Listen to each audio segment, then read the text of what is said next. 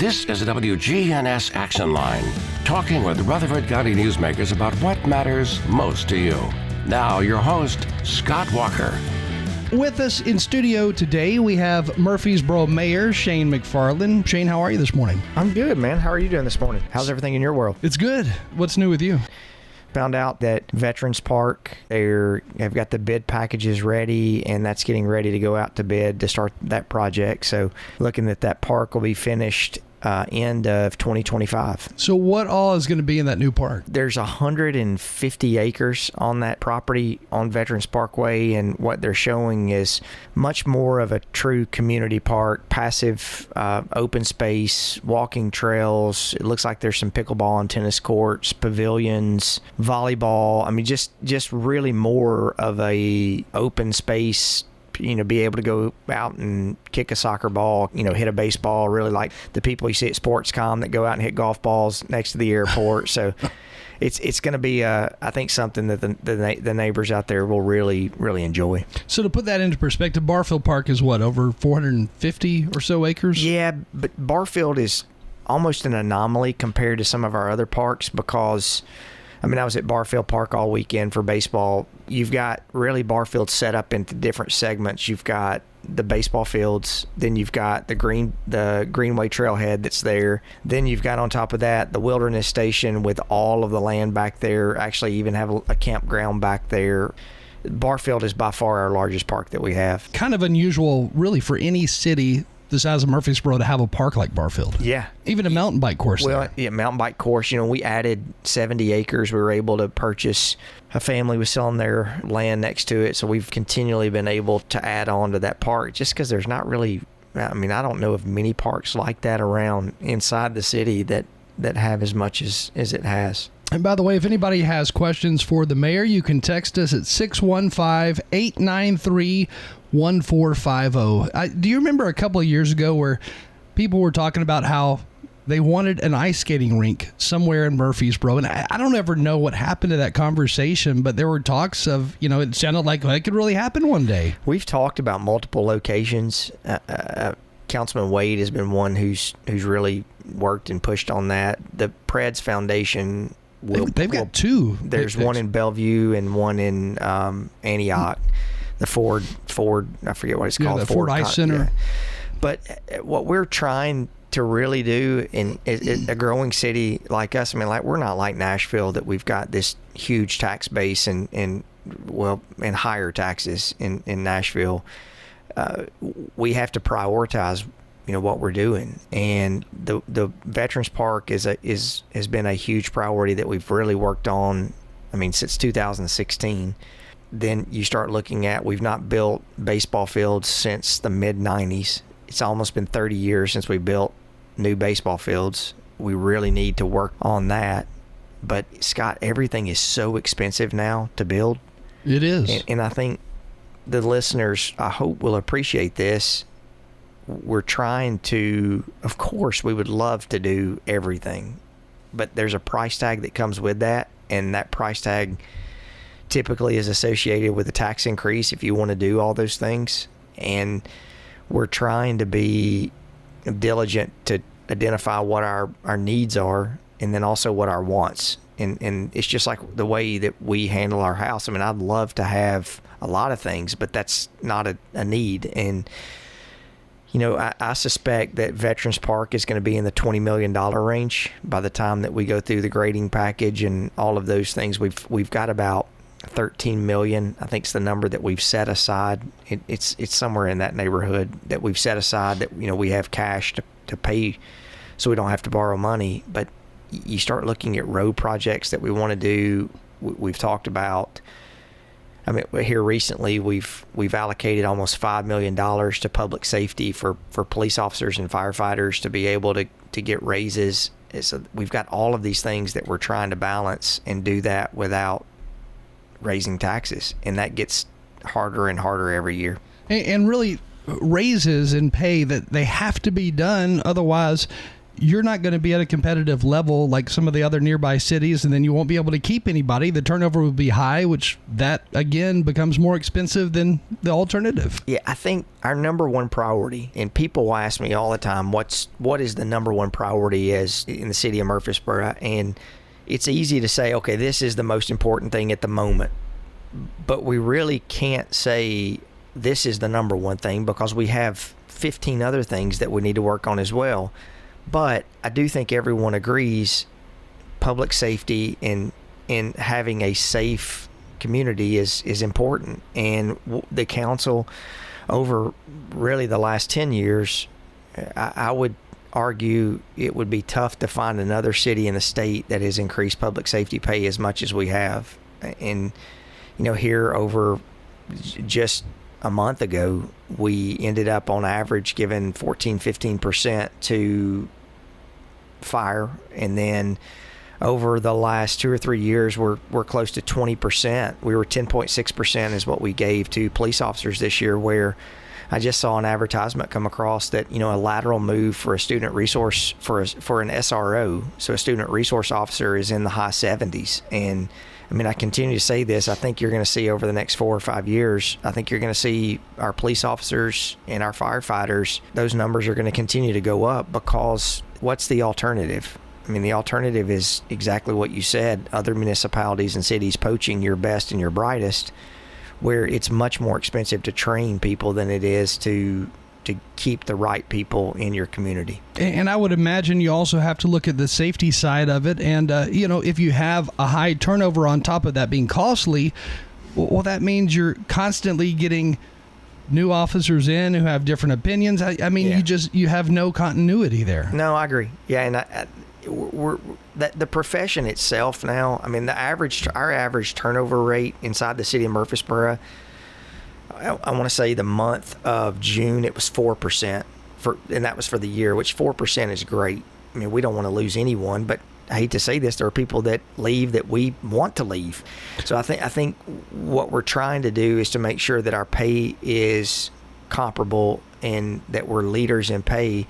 But the other part too, Scott, that the council's talking about is increased vacation time, increased sick time. We have to make sure that it's the other intangibles that you have at your city to keep people that are important, and that's not just pay. But you look at retirement now, we have a 401k plan where we used to have a defined benefit plan, and there's definitely some advantages and disadvantages, but the way the market has been, people's 401k, those are important assets for them. So we're trying to do everything we can to make sure that we recruit and retain the best and the brightest. We have a text question here already, and again, our number is 615-893-1450. The first, it highlights the population of Murfreesboro, and they're saying that it feels like at least 200,000 people live here.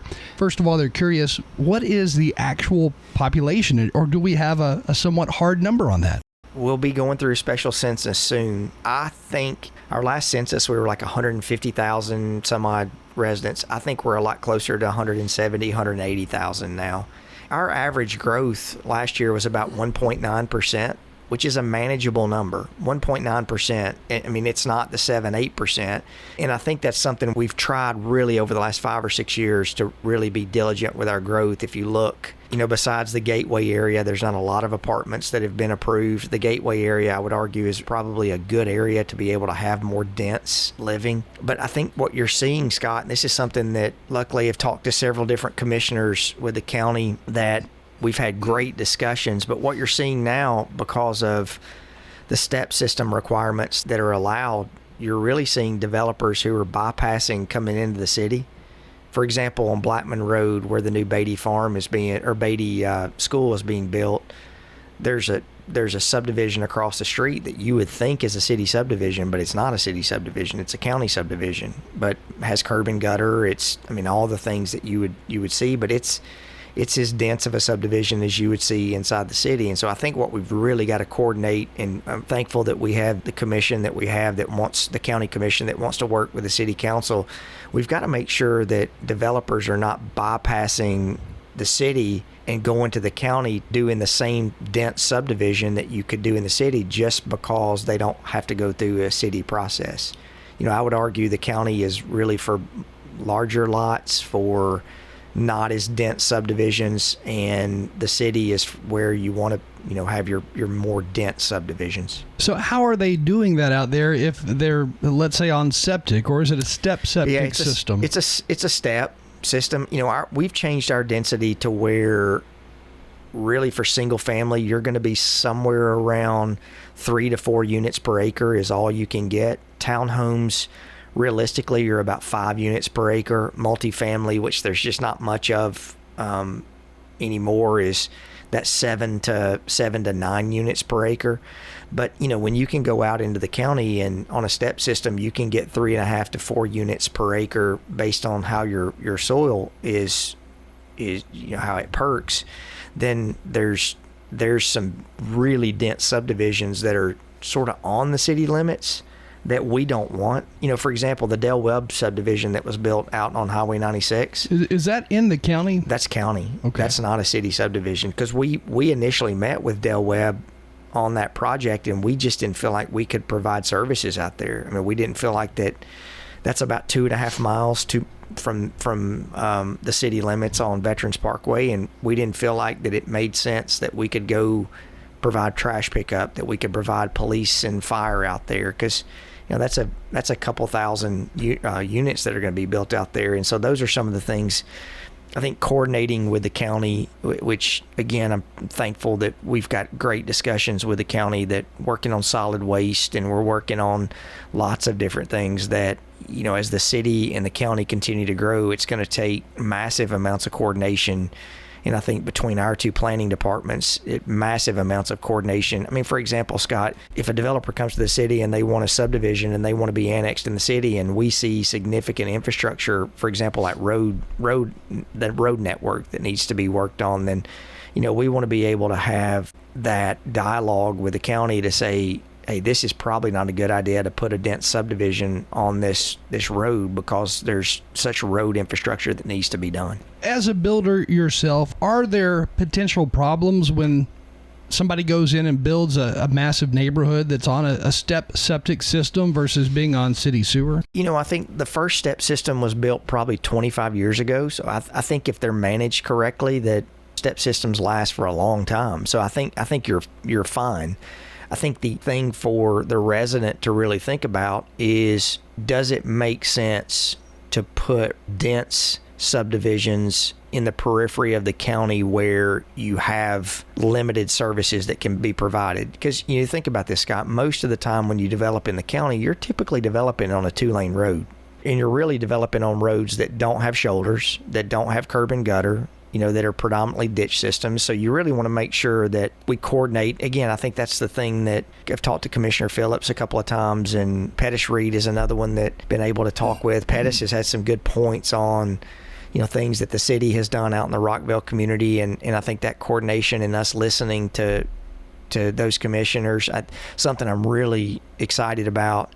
It's like anything. I think new people come in and you get fresh ideas, and Darren Gore, our new city manager, he started July the 2nd, and like last week, in better cooperation and making sure that we keep our county commissioners involved, he started doing, I call it a mashup, but it's like a highlight reel, where our City TV 3 is doing highlight reels and sending out to the county commissioners to let them know, hey, here are things that are going on in your district that we want you to know about. So Commissioner Dodd, who's been great to work with, Commissioner Harris, Commissioner Cush, Commissioner Phillips, those commissioners who have representation in Murfreesboro, we want to make sure that we let them know what's going on. And I don't think we've done a good job with that. And that probably is why there's some of the animosity, that when the county doesn't feel like they know what's going on. So I think this is just a step that we're trying to make sure that we're all on the same team and we're working together. And I think we're heading in the right direction on that. Let's try to fit in a phone call real quick here. Good morning. Thanks for holding. Yes, I was wondering, you said, you mentioned just a moment ago about 1.9 growth rate that was manageable. Well, I mean, who's managing Old Fort Parkway? Because I don't know if you've ever traveled down through there in the last, couple of years, but it is a total nightmare. It's basically a parking lot. And I also wanted to mention, what decisions are made, and I'm going to give you an example. The Kroger out on South Church Street is probably one of the largest, or if not the largest, Kroger retail-wise and space-wise in the state. Yet they built that with probably the smallest parking lot of any Kroger in the state. And then on top of that, on the entrance of Kroger from Church Street, they added an oil change shop. Now, I think we need to be more smarter than that when we've already got overcrowded. Traffic gets bumper to bumper almost 24/7 on Church Street, and you got a retail Kroger that is so large that you can barely get in and out of. And then you have someone build or give the okay to put an oil change shop drive-through right there as you go. You actually drive through where they park cars and are waiting in line to get the oil change, and it's just a total cluster there. How much say does the city have when it comes to saying okay or not okay to build, for example, an oil change shop in front of Kroger? So let me start first with Old Fort Parkway. You know, Old Fort Parkway is a state road, but the city council, we voted 2 weeks ago that we allocated another $13 million out of our capital improvement plan that we switched around to be able to have more money in the pot to be able to hopefully get TDOT to help us with what's about a $35 million project. So to the caller has a great point about Old Fort Parkway. You know, you also have to think about that a lot of the people on that road are not necessarily residents of Murfreesboro. It's people who are coming here for health care. It's people who are coming for lots of goods and services. But the city council did step up to say, we're going to take money from X project. I think the project was Highway 96, the widening on Las Casas, that we thought, that, you know, the odds of that happening anytime soon, where TDOT has really changed their funding rules, that we've allocated almost $15 million to be able to say, we've got $15 million, we need your help. So I think you're going to see Old Fort Parkway will be addressed in the next year on starting a process of making that larger to be able to handle that traffic. Now, as far as South Church Street, you know, we have parking requirements that you have to have X number of parking spots per 100,000 square feet you have for your facility, and they meet those requirements. I do think something that we are putting an extreme focus on right now is Home Depot, Lowe's, some of those organizations that are using their parking for storage. And so, or for sales. So we're working on that. But I mean, to the caller's question about, I was at 231. I drove up and down 231 about 8 times this weekend, going from the north side of town to Barfield. It's rough. It's a lot of traffic. It is a lot of traffic. But I mean, I never sat in bumper to bumper traffic going to Barfield. Our first game was at 8 o'clock. Then I drove home. We had an 11:30 or a 1 o'clock game. Then came back on Sunday for a 8 o'clock game, and then we had a 1 o'clock game on Sunday as well. And I went through that area right where he's talking about the oil change place. I went to Starbucks and got a cup of coffee. I think he does have a good point about the oil change spot right there. You know, I think the issue is when something is zoned there and somebody has a property right to be able to put something there, it's tough to be able, once it's ever approved, to say, no, you can't go back with something. So we continually are changing design guidelines. We're continually changing things to be able to prohibit and try to improve those situations. But I mean, he's got good points. I mean, look, 231 is a 5-lane state road. We were having a discussion about a project that the school system is wanting to do on 231.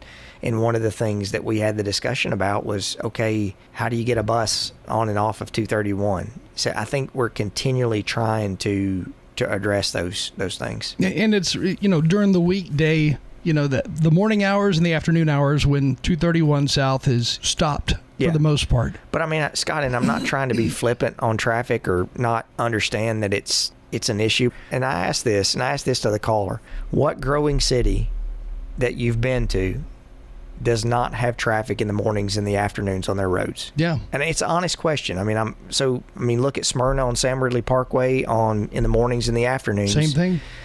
So I don't know how you fix that. And so, you know, I'm in Knoxville all the time now, and traffic is the same way in Knoxville. It's the same way in Chattanooga. It's the same way in Nashville. So I'm from Mont Eagle, and I'm back at Mont Eagle quite a bit, and there is no traffic in the mornings and afternoons in Mont Eagle.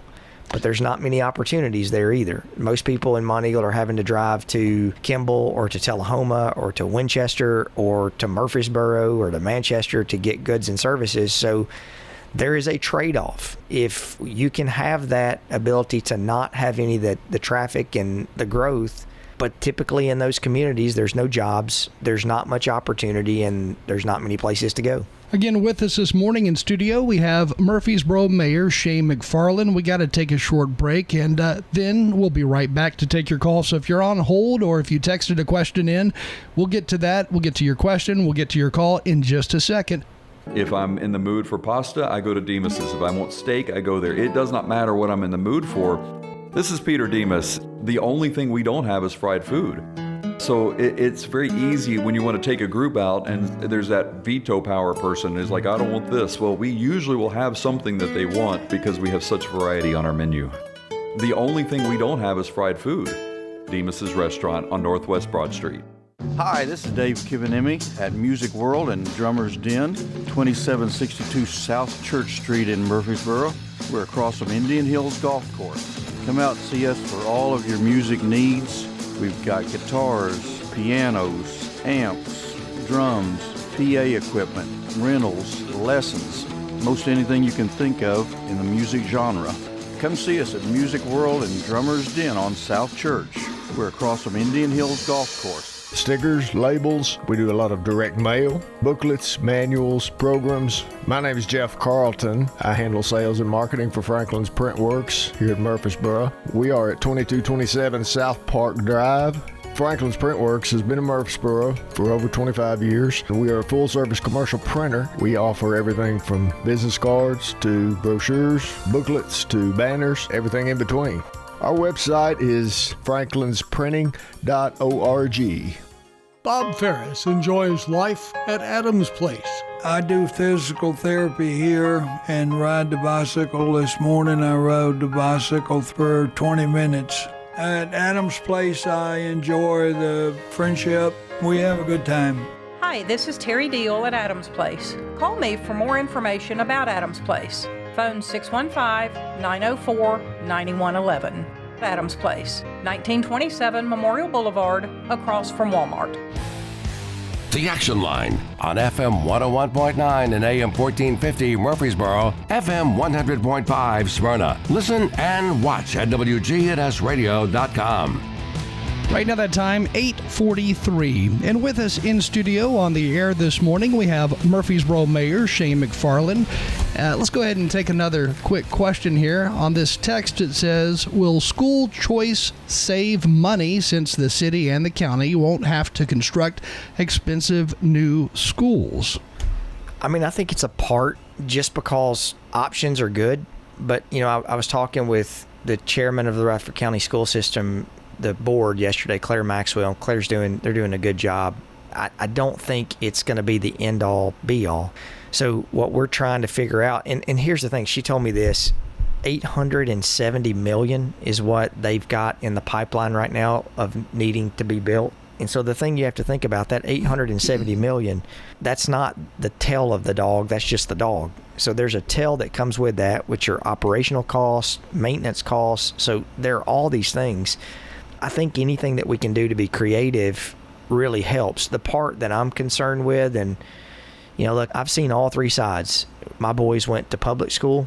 I went to public school my entire educational career. Then, you know, we homeschooled our boys, and then we made the decision that we wanted, you know, our boys to be in a Christian environment, so they went to private school. And the thing that I think that is extremely important is, you know, the phrase now is that the money follows the child. And I think that is important, but we have to make sure, I represent the city of Murfreesboro, and we have to make sure that everyone is playing on the same level.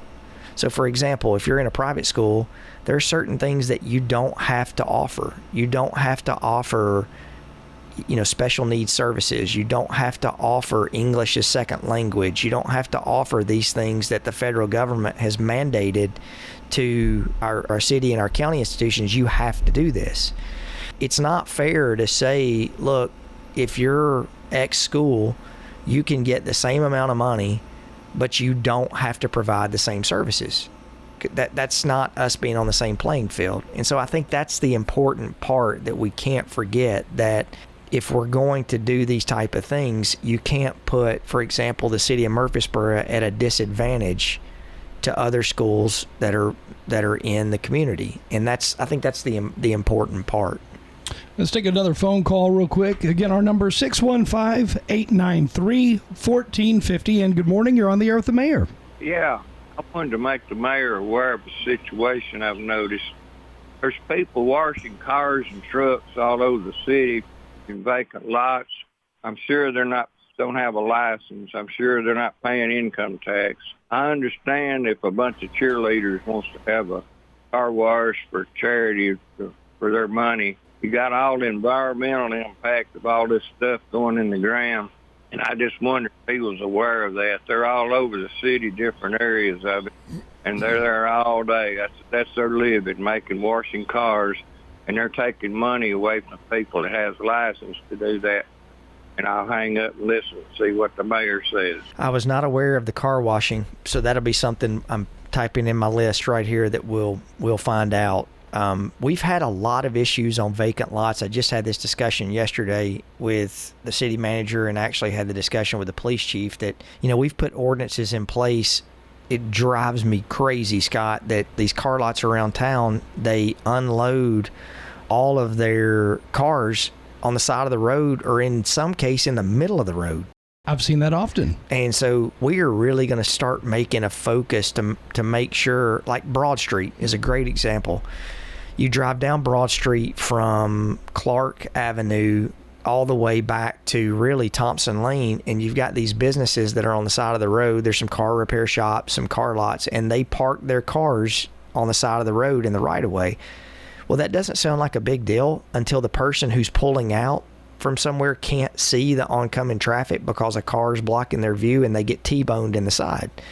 So what the caller is saying, and I'm glad he let us know that, some of the things that you don't know until you know. So that's something that we will continually check on to make sure vacant lots are not for running businesses. And I know to the resident out there, it sounds like that we're trying to be sticklers and hard on everything. But I know we had someone, for example, that was pulling out of Sylvan Park. It was an older lady that one of the oil change places right there had a car parked unloading stuff on the side, and she couldn't see, and she pulled out and she got T-boned. And so those are the things and what the caller's talking about that we really have to focus on too. I guess that would be the equivalent of a fast food restaurant opening up, but the problem is the drive-through is actually in your neighbor's parking lot. In other words, if you're a car dealer, you really need to make room for deliveries of a full car hauler. Well, we changed our ordinance because what we were seeing, these vacant lots all of a sudden would turn into a pop-up car lot. Church Street and Broad Street predominantly is where we were seeing that. And if you have a business, for example, you're a landscaping company or you're a grocery store, well, you have to make accommodations for your product to be able to get in and out of your site. So, you don't see Kroger, for example, the caller that called earlier, you don't see Kroger parked on 231 and walking their stock into their store. That's a good point. So, in most businesses are that way. You don't see restaurants that have product being unloaded from the street. And when you've got these huge semi-trucks loaded down with cars and they're parked on the side of the road and you got a guy walking around the truck unloading, it's not safe for that person unloading the product, and it's sure as heck not safe for drivers. And we're going to focus on that. I think we're going to have a renewed focus on the driving in Murfreesboro. We don't have red light cameras anymore, but just some of the aggressive driving in Murfreesboro, I really think you're going to start seeing a focus on us taking care of that. And it's almost cruel to do to a delivery person to say, you've got to park in the middle of the street. You've got to park right there on the edge of the roadway, and we're going to put you at risk of being hit by a car. Sorry. Now to some of the... I'm going too far here. No, you're not. No, you're not at all. I completely agree. And I think that's the thing, like the caller who called earlier about uses and changing uses and the oil change spot that we have to be careful with. For example, there was a brickyard that called me the other day, and They were on West College Street, and they moved. And so they were going to lease their space out to another company that was going to have semi-trucks that were delivering product. And when they went and met with the planning department said, hey, look, this is a change of use. You've got a gravel parking lot. You can't do that anymore. And the reason I say that, it sounds like that's being hard on these property owners, but if you don't at some point draw a line in the sand when things change, then, what's that old saying? When you do what you've always done, you get what you've always got. And specifically Broad Street, 50 years ago, you can remember Broad Street was not that busy, and people literally would pull off into Broad Street into a parking lot. Yeah. The parking lots are on Broad Street. So now things have changed. TDOT's changed their rules, and we have to adapt with that to make sure that, all these pop-up car lots, you can't unload your product on the street. It's just not safe. Another question we have here, it says or asks, is there a building height limit in Murfreesboro? Because it seems like we never see buildings over about 3 stories tall being built. It depends which area you're in. That's a pretty complicated question. For example, around the airport, really 2 stories as tall as you can go. I think that's 20 feet. The majority of the zoning districts inside the city of Murfreesboro, I want to say, are 30 or 35 feet. There are areas like the Gateway downtown where that's much, much higher. I mean, you've got the Judicial Building, I want to say that's like 85 feet. You've got the NHC building, that's 150, 160 feet. So it really just depends. Another area that you have restrictions, the battlefield protection, the BPZ, battlefield BFZ, battlefield protection zone, BPZ. There's a height requirement, or a height restriction there that you can't go a certain distance because of the battlefield. So that's depends what area you're in. When I was in law school, my property teacher would say, maybe you'd ask him a question. J.D. McBroom was his name, and you'd ask him a question. He'd say, maybe yes, maybe no. And so on height restrictions, maybe yes, maybe no. Speaking of the battlefield, I know the city of Murfreesboro is going to be working with the Stones River Battlefield with a future park on Broad Street. Explain that to us. When I was first elected mayor, that was 2014. Feels a lot longer, Scott. You're old. No. Yeah, true. Facts. Or as the boys say, I've learned all the lingo with the boys. They'll tell me I don't have much riz, is what it's called. Haven't heard that one. Yeah, riz is charisma. So O'Reilly's had purchased the old Chromalox site, or no, the old GE site that's on the corner of Thompson Lane and Broad Street. And they wanted to put a huge distribution facility there. And the city had already met with them and said, no way, we're not going to be supportive of this. Broad Street is an F-rated road. It's a state road. Thompson Lane is a state road. That intersection is an F-rated intersection, and there's no chance that we're going to agree to put a distribution facility there with semi-trucks coming in and out. So we went through this whole community meetings, all those things. Well, long story short, finally, I think they saw that, the city's not going to back down on this. And so they ended up selling that property to Friends of the Greenway. It was a national group, and they got a grant to be able to buy the property. And so the city partnered with that group. That group has given that land to the city. And so we're going to end up having walking trails and those type of things to be able to go and access the battlefield from that site. And when will that actually happen? Because this has been in the works, I guess, for a while now. Oh, yeah. I mean, I think the site's been 2 or 3 years. But, I mean, you have to take into account, even though the city may have access and I don't want to say technical ownership, there's a process to go through with the battlefield and with the federal government to be able to do that. And so they're still working through that process. Next question for the mayor. It says, is it legal to park on the street in neighborhoods within the city? Yes, it's legal. Well, there you have it. Yeah. I mean, short answer that, I mean, those streets are public. You can't block streets to where, one, you can't block someone's driveway, and you can't block the road to where emergency vehicles or traffic can get through. But the short answer is yes, it's legal to park on the street. Next question. How is it allowable by codes to build homes that are 3 to 4 stories tall in downtown Murfreesboro that don't even have an elevator and there's only one room on each floor?